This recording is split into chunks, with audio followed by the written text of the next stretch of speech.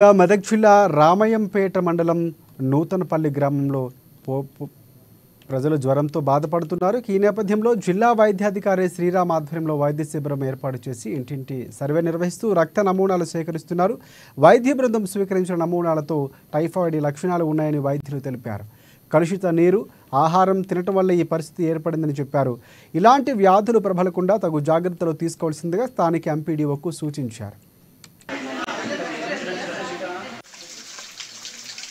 Fever survey epidemic team వాళ్ళు కూడా నాతో పెట్టడం జరిగింది.